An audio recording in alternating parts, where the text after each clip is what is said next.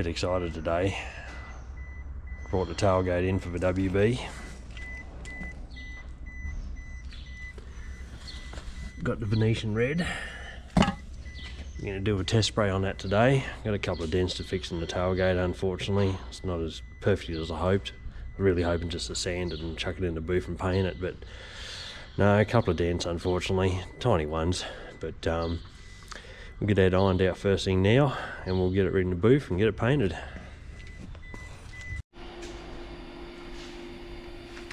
Well, getting any paint or test paint on the WB has stopped today because that little dent I was talking about earlier, it's turned into a very big dent.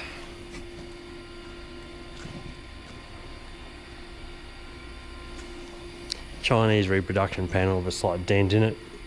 We tried working the dent out a little bit, started to tin can, started to then get very flimsy in places, and all I'm seeing technically is a tailgate I'm going to have to fill full of bog to actually make right. So I stuck my fist in and it destroyed it. So some things just ain't worth the trouble. So definitely no test painting today, I don't think. We'll save our paint for a different day.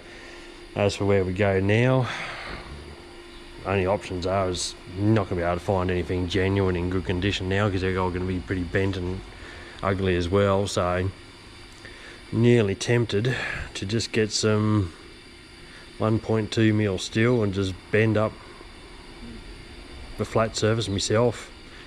I mean, it's quite straight, it does have a slight curvature to it, but at least I can say it's going to be straight then. It's not going to be warped and buckled like these horrible things usually are. So we might end up keeping the skin at the back, unpicking that skin, chucking that in the bin because it's just